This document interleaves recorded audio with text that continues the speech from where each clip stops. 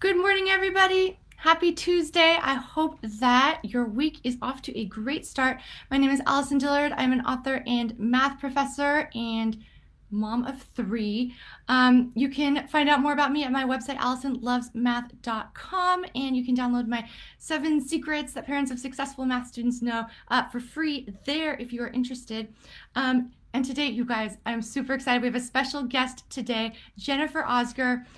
She is going to be sharing with us 5 tips for building resilience during remote learning. And, you know, this is something that's going to be so important as we're going into the fall semester, but even more importantly, once we're in it, when we're in the thick of it, right? That's when that resilience is going to come in so handy.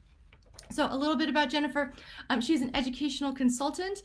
I think we met actually a really long time ago through the Miracle Morning for Teachers group, I think. So it's really cool. I think you're a part of that as well. You are have worked on the Revolutionizing Parenthood Conference with Dr. Shah Fali. You're part of the Head Start organization. And then a really cool thing that's coming up is you've got the Kids First Conference coming up in October. So it'll be fun to hear a little bit about that as well. And I know that you've also, you've recently done a conference on resilience in COVID, very similar to what we're covering. And you've done parent programming before. So you have a wealth of knowledge on so many of the things that we could use tips and advice on right now. So welcome, Jennifer. I'm super excited to have you here. Thank you. I am too. I mean, it's been a pretty interesting past couple of months, It has and been. I've really been thinking, how might we leverage all of these experiences into building resilience, into seeing opportunities. So Mm-hmm. I'm looking forward to having a conversation with you about it. And if people have some questions, they're able to ask questions down below, right? So Mm-hmm. Oh, is yeah, that right? absolutely. So Awesome. if you have any questions, totally leave them in the comments. And even if you're watching this on the replay, leave comments afterwards because we'll see them and we can totally respond to them even after the fact. Excellent. That'll make it fun. Perfect. So let's just jump right in. Tip number 1 for building resilience during remote learning. All right. So, it's kind of that title is like, okay, what can I put that'll hook people in? But, it's kind of one of those things where can you really separate it out into 5 tips? It's kind of impossible and can one bleeds into the other. So But true. So the true. right, but the first tip I would say is know the brain. Mm, Know the operating system. I okay. mean, we are all about what is going on right up here, and it's completely tied into emotions. And normally we think of school as the cognitive function, how people learn, and it's thinking, how can we record all this information into our memory and retrieve it? And we're realizing, I mean, for the past 50 years, we're realizing more and more it's connected to the emotions. So when we're talking about social emotional learning, that is not the fluff stuff. That is not the soft skill. From my perspective, that is the foundation. And understanding how the brain works, where we are wired to filter for stress. We look for it because it protects us. Years ago, when we weren't living in, beautiful houses and have, yards in the backyard with fences to keep out our threats, we were amongst nature, and you would scan and say, where could I get hurt? Ooh, I think I'm about to be a prey right now because there's a predator after me, and boom, the adrenaline goes and you're running and fleeing, or maybe you just freeze and hope that they don't see you because maybe you're blending in with the surroundings. So that's what kept us alive. And so that part of the brain is so important for us, Yes. and to make it our friend. But that thing called the amygdala, which is that little almond shaped part in our brain, the Dan Siegel hand model, I don't know if you're familiar with that one, but this is the brain right here, and we have the brain stem, so that would be like back here in our neck. And so the first part, which is the reptilian brain, keeps us alive. We breathe, the heart is pumping, all of that. And it's called the reptilian brain because if you think of a lizard on a rock, not doing a whole lot, licking its eyeball, whatever, and just staying alive. But then in here, which is our limbic system, which is where the emotions come from, that is where the emotions come. And so when you get triggered about something and you go into that fight, flight, or freeze or fawn mode, where it's like something is attacking me, and it could be someone's words, then you have that same type of run mode and you cannot think rationally. Now, that's called the limbic system or the mammalian brain. And if you think of mammals, which have fur, we love our fur babies. You can tell when a cat or a dog are happy or upset. And, sometimes people would say, oh, you're projecting your emotions, you're personifying them. Brain science is actually saying that we can prove that mammals have emotions more and more. So when you're in that part of the brain where it's like, I'm happy, I'm sad, I'm angry, that goes beyond words. It's only when we're calm and that amygdala is kept calm that the outer part of the brain, which is the cerebellum, and you have specifically the prefrontal cortex right here. This part of our brain has developed last, and it's also the most sophisticated. That is where language comes into play. That is where rational thought comes into play. The ability to project into the future, and it's called EF, or executive functioning. That part is where you make all of these decisions. And you can't live in the emotions and in this very rational brain-based thought at the same time. And so when a kid is being triggered for some reason, and I'll speak as a parent, I might say, dude, what were you thinking? And they just go, I don't know. They're not lying, because they were in this part of the brain. They were not rationally thinking, my sister's annoying me right now. I'd really like to get back at her. There's a sock on the floor. I think I'm going to take that sock and start beating her with it because, she's not going to like that. No, they just go instantly, anger, and do it. So that way, for the resilience piece, where that comes into it, is those emotions that come from the amygdala, they're chemicals and they're temporary. After about 20 minutes, that little jolt will start to dissipate. And so if they're able to just, the student who's triggered, your child who's triggered, you who are triggered, that's why you have timeout. It should never be used as a punishment. Like, you're bad, timeout. Social isolation, which is like the worst thing you could do for a kid, is they need you more than ever, and then you give them a timeout, or you put them in the hallway, or you ignore them. That's when you need to ask them, hey, bud, I noticed you're really upset. Is there anything I can do to help? What's going on? Can we talk about that? And if they're not ready, okay, well, when you're ready, I'm here. But you're validating them. They see that you care. And if you just wait a couple of minutes, then what'll start to happen is those emotions will start to dissipate. Their lid will start to close. And if you ask them, so what was going on? Well, I was just so angry. Yeah, I could see that. What was going on there? What caused your anger? Well, she said something mean. And now they're going and using that executive functioning. And then you can eventually get to them to the point, okay, so did that work out for you?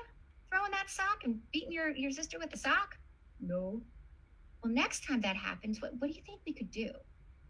And then they can start projecting to the future. But when you try to have that conversation when they're still red in the face and huffing and puffing and fighting back tears, it's not going to work. So that's like one example of knowing how the brain works and having a little bit empathy about that, where, they're just kids. The brain isn't fully formed until, 25. Now they're saying 27 up to. So when you are this rational-ish adult trying to talk to an 8-year-old, rational-ish, yeah, and say to them, well, what are you doing? You should be doing this instead. And you're coming from a position where you've had decades of experience and maybe have these tools that you don't even realize you've internalized. They don't have that.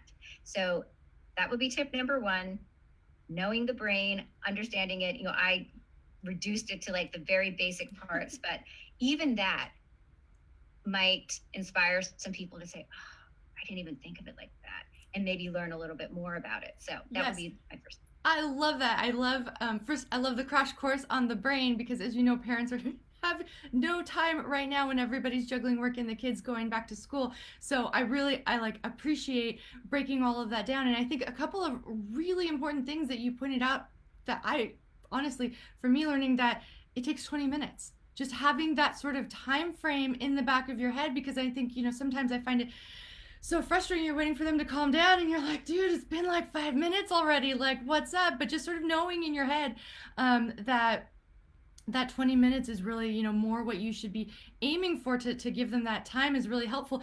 And I also think, because parents, we're finding ourselves under a lot of stress also. It doesn't just pertain to kids. This also pertains to us, because we can't help it. We find those moments where we just get super stressed, and to understand ourselves in our own brain, that we might need to just have a timeout. You know what? Mom needs to just go and be on her own for 20 minutes.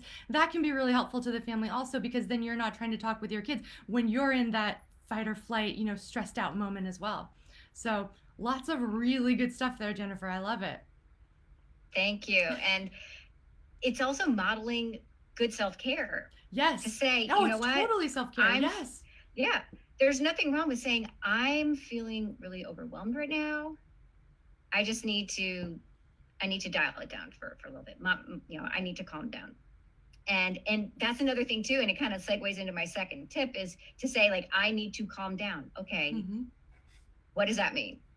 Yes. So tip number 2 would be to learn some emotional deregulation techniques. Okay. So I've been seeing lots of posts on Facebook about things, which is great. People were talking about, like, cutting up pool noodles and putting it in a Ziploc bag, or little tiny dollar store cans of Play-Doh. That's awesome if that child has access to that, and only that child, because in times of COVID, we cannot have people passing different manipulatives around and things like that. And so it's interesting where those things are cool and they help to distract. But in a way, sometimes I could get concerned, because instead of focusing on your anger, you're squishing this thing and you're just deflecting. Whereas to learn how to do things with your own body, and to actually, like, lean into those emotions and not be afraid of frustration and anger, I think that's going to lead to resilience. Thich Nhat Hanh, he's a Vietnamese monk. He really did such a fabulous job for me when I was reading his books, and he was talking about the emotions and to smile to them, because there's no emotion that's good or bad. They just are. And to say, okay, this is the essence of mindfulness. I'm feeling a certain way right now. Let me just hold that for a moment and nurse it and take care of it and nurture it and love it like you would anything that comes from you. If your child is happy, you love them when they're happy and when they're laughing. If they're upset, they're angry, to love that as much. It may not look as pretty, but to say, okay, anger is okay. What can I do? So the emotional deregulation, or regulation, I should say, is, breathe, and how to breathe. And, those calm apps and all different types of apps that you can use. But the big thing too is how to sit while you're breathing, because your breathing comes from, this part under here, which is your diaphragm.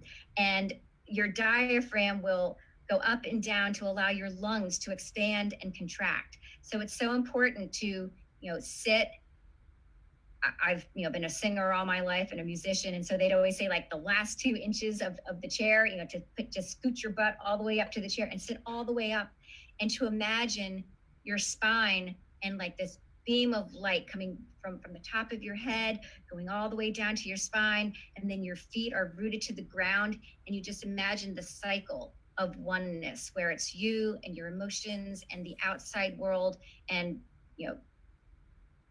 imagining nature during this time can be extremely calming. Finding your favorite place in nature, a hammock by the sea, or a little area underneath a tree, whatever it is, and to breathe slowly, and to do a count of 4 on an inhale, pause for a moment, and then a slow exhale of 8. Now, people might need to work up to that, but in all of my reading, it's important to take the exhale longer than the inhale. Otherwise, you could start to hyperventilate and then kind of like has the opposite effect. So like that's one is breathing techniques, or just even tracing your hand. Hi there, how are you? Good. We are school started this week, so we're all up a little bit early. I've always been doing these at 7, so that way everybody's still asleep. But that's been changing now this week. Yes, I know. I've been having my daughter setting her alarm too, because we're the same situation. So just mindful breathing, counting to 10, counting backwards to 10. You might have some affirmations. I am safe. I am loved. I am well. To just repeat something, whatever it is, but that's another emotional regulation or de-escalation technique. To just realize you can spiral up or you can spiral down. Right. And how can you build some positive emotions as you're starting to like calm yourself down. So there's tons. Google's a wonderful thing, right? YouTube's a wonderful thing. I love that. In fact, it really got me thinking. So I was teaching a training on how to overcome math anxiety the other day. And really everything that you're talking about is what we talk about with math anxiety. The problem is when students just try to ignore it and power through and work through math when they're in like the middle of a panic attack. That's when nothing works, right? But it's like if you take that time to just sort of like acknowledge it and think about it, and there's studies that say that if you just journal about it, a little bit before your test, it helps to sort of get rid of it. Meditation is a huge thing. Like everything that you're saying really, which makes sense, right? Because we're talking about deregulation techniques, right? And so it all works for math anxiety. And those same tools, right, are also helpful for dealing with all of the stresses that we're feeling. And again, I love, we're talking about it in terms of kids, right, and helping to teach our kids this, but we can also model that ourselves, right, when we're using those techniques. Also, one, it helps us, right? It helps us, but then it also is showing our kids how to do it, which I think can be, more helpful than simply saying, oh, go do this, go think about it, go breathe, but when we're doing that, that teaches them how to do it. And the big why behind it. To me, I'm always thinking, well, why does that work? Because then if I understand it, then I can believe it a little bit more instead of somebody just telling me. And so the whole thing with math anxiety, they're anxious, they're in their amygdala. And then the other part of the brain, which is the hippocampus, which records and retrieves memory, the two can't work together. Yeah. Right? So that's why students will study at home and they're like, I knew it. I knew all the answers. But when I'm sitting there, why is it? Because you're stressed. Right. Yeah. And the journaling too is when you're putting words to it, now you're forcing the lid to close and you're living in that prefrontal cortex and can be more rational and can calm yourself down too. So it's so cool what you were talking about with that math anxiety, like right there, boom, our two worlds are just connecting the dots there. I love it. All right. Let's see. We've got time for more, actually. And I know you said you're only on 2. I think we've had like 15, which I love so much. You packed so much awesome information. But let's jump to like 3. Big category number 3. Sure. So real quick, physical activity. So I know for myself, if I do not go for a run after a couple of days, I'm getting cranky. They release endorphins. They create all of these happy chemicals, and it literally will make your brain happy. So that one is just a huge one. And along with physical activity, if you can do it within nature, because there is a thing, and especially now during COVID, people are indoors a lot more. And nature deprivation disorder is a thing. Also, vitamin D deficiency is a thing. Your body aches. I had vitamin D deficiency. I felt like I could, like a bag of bones, that I just, every time I would move, I'd be, just deep ache. So you need the sunlight for 20 minutes a day, just going out, convening amongst nature and making lists of gratitude. Like, I'm so grateful I can hear that bird. look at how green the grass is. I'm grateful that I can see that. I'm grateful I'm ambulatory and I can go for a walk. And all those happy chemicals just start to get released in nature. And there's another thing is that we are of nature. And when we start to appreciate how nature is organized and how nature flourishes and thrives, we are the same way. In general, lots of water, plants and animals need water. We need to drink. Going to the light, things in general flourish in the light. We need to go to the light both literally and metaphorically, which kind of segues into another one, but having that positive attitude. Absolutely. Yes, and I think there is something about getting outside and doing the exercise, because one, exercise is important no matter what, right? Like you said, just especially since we're stuck at home. And so, I've been trying to go on the treadmill every afternoon to get a little bit of exercise, sort of break midday. But then in the evenings, I've been going on a walk outside. And, you're right, there is a huge difference being outside, and so I think that, if you are sort of falling into that, oh, Alice says, drinking my water now. Good job, Alice. Hey. um if you are falling into that trap of, what, I'm getting my exercise in, I'm breaking a sweat, but you're not getting outside, mix it up. Just try going outside. Try to see if there's some way or some version of your workout that you're able to do outside, and just see, because I think you'll find that it makes a really big difference. Yeah, that is great Absolutely. advice. I live in a terrace where there's like pretty steep hill, and so people probably think I'm nuts. Oh, there she goes again. But every hour, if I can, I'll put on my sneakers and just run up and down the hill for 5 times. Yes. And just that little high intensity training boost, you just get that little boost, and that will keep your metabolism going, keep everything just rocking and rolling for the next hour or two, and then I'll do it again, and it just hits a little reset. You need that little mental interrupter, Mm-hmm. because you're not just in that same space for Yes. 8 hours. Yes. Oh, yeah. No, it makes such a big difference. Such a big Mm-hmm. difference. All right. We've got a little bit of time left. Do we have time for 4 and 5 really quick? Sure. So open-mindedness, willing to try new things, having a positive lens. Now, having a positive lens doesn't mean that, oh, rose-colored glasses, everyone's fine, no problem here. There's nothing. What it's saying is, how might I see an opportunity for growth in this challenge, through this challenge? We are always going to have conflict. We are always going to have challenges. I'm an English teacher, I'm a writer, and I explained that you've got to have a protagonist and an antagonist, otherwise you've got nothing. Yeah. So There's true. no Yes.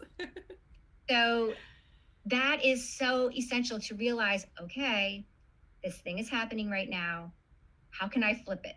How can I make the positive opposite? So speaking from a teacher's perspective, is this for parents? Is this for teachers? We're all parents. We're all teachers right now. All teachers parent their students in class. And right now, all parents are teachers as well. Yes. So to talk about your student saying, they're displaying this behavior, I don't like it. What is the positive opposite? And why do I even want that positive opposite to begin with? What's the outcome that's going to happen because of that? So the student isn't reading their daily reading or daily writing, like they're slacking off on that. Well, what's the positive opposite? They're doing it every day, regularly and enthusiastically. Well, why do you really want them to read every day? You want to maybe have them develop a healthy curiosity about topics, to become an independent learner, to get on fire about their own education and their future. So that's what you have a conversation about, not about, hey, I've been noticing that you haven't been handing in your work and you haven't been doing your journal. You really need to be doing that. That doesn't motivate. I would really love for you to become excited about something. And I've noticed, like, you're really into Taekwondo. I'm wondering, like, how might we support you in, like, learning more about that or reading more about it? And that type of conversation is going to be energizing and will get you much closer to the outcome that you want. So that is one. And how that contributes to resilience is that you're not shaming them. You're giving them opportunities to discover their voice and their purpose and their passion. Exactly. And that motivates them, right? And if they have that motivation, that builds the resilience in whatever it is that they're doing. I love that. I feel like that is the thing that gets lost so much in math is that students don't have a strong reason why they're doing it, and they're just doing it because they've been told for years that they have to do it and it's a stupid class that they hate that they have to do. But as soon as they know why they're doing it and once they have like strong concrete reasons that they believe for doing it, it really helps to turn that motivation and the resilience around so much. That's great. And you mentioned what they believe, Yes. their reason. Mm-hmm. If we tell them why it's important, now we just lectured to them. If they discover for themselves why, Yes. and then that hooks into the last one, because I know we're running out of time. Understanding the key components of resilience. And Sarah Trubridge, my dear mentor, or I should say friend-tor, because she's a friend and a mentor, is, she literally wrote the book on resilience, and I just happen to have it here because I did it for awesome. My professional development. Yeah. Not a plug, but it's like literally here. What is it? What is the name? Resilience begins with what? Resilience begins with beliefs. Beliefs, good. Yes. And Sarah Trubridge, and she she identified 3 key components in her research. One is having these 3 protective factors, and one is having these opportunities to thrive and participate and have that. So you've got that, you have meaningful relationships with people consistently, and then opportunities to excel and have high expectations. So when you have those 3, so the fact that we are going through challenges right now, don't give them a free pass. Don't go easy on them. Still have high expectations. Have those nurturing, supportive relationships. And then when they have an opportunity to contribute in a meaningful way, let them have a say in their learning. And that's the whole thing about student-centered learning. It's not about pandering to entitled kids, or, I hear a lot of stuff, they're already, the center of the universe, or at least they think they are. Why do we got to do this? It's the fact that it contributes to resilience, and say, how can we make this deeply meaningful for them? Mm-hmm. And we're seeing that now, where you have millennials, and it's a different era where they want to feel that they have a purpose in this life. Mm-hmm. And it's not that they have a low satisfaction or want immediate results. They get frustrated very quickly because they don't see their bigger, larger purpose. They're actually elevated. And so the whole child is physical, social, emotional, cognitive, and the last one is spiritual. And spiritual, not necessarily that you have to have a religion, but you realize that there's something bigger than you. And that is going to be, now that social emotional learning is way out there and we all know about it, hopefully, and it's becoming very mainstream. It's not crunchy woo-woo, it's essential. The next one that is going to be happening, that she predicted, and now I agree, and I'm taking that torch, is that spiritual component. How do children feel that this content is going to enrich them and take them to the next level to really change the world? Perfect. Oh, I love that. I love that. That's a beautiful ending to all of these tips. Man, there's so much good stuff here. I love the 5 tips, the components of resilience at the very end. It's sort of understanding resilience in the way that you sort of gave us a crash course on the brain at the very beginning. I love it. I appreciate all of this so much. We are just about out of time. Unfortunately, I am having so much fun. I feel like we could talk for another hour or 3. But before we go, where can people find out more about you? And if people want to follow up with you with questions or anything, what is the best place to do that? Well, I don't know if people could see it. It's my email right there, Jennifer, just the normal old 1970s way to spell it, with the J and the 2 N's and the F, at Jen with 1 N, genformation.com.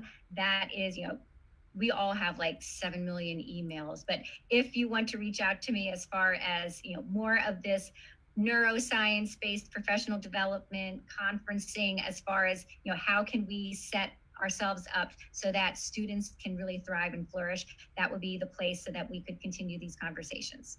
Awesome. Perfect. And I know you do, parent programming and stuff like that for schools. Do you also do stuff for parents individually? Absolutely. I do, one-on-one coaching, Zoom right now. If there's a bunch of parents who want to get together, one thing that I'm highly trained and skilled in is how to have life-giving conversations by the way you design the questions. So I do Ooh. strength-based questioning. It's not about avoiding anxiety. It's about creating a situation where they feel confident, right? So those types of situations, and where I will put people into breakout rooms, they'll create different artifacts that they'll be able to have later to refer back to. So I really am becoming a Zoomer big time now, and putting that around the parenting work and the educational consulting. It's this wonderful opportunity, all based around the situations that we're having. So I'm looking forward to see where all of this goes in the future. Awesome. Perfect. Thank you so much. And thank you so much for those of you who joined us live and are watching on the replay. If you liked this video or found it helpful, please like it or comment below. And we will see you next time. Have a great day. All right. Thank you. Bye. Bye.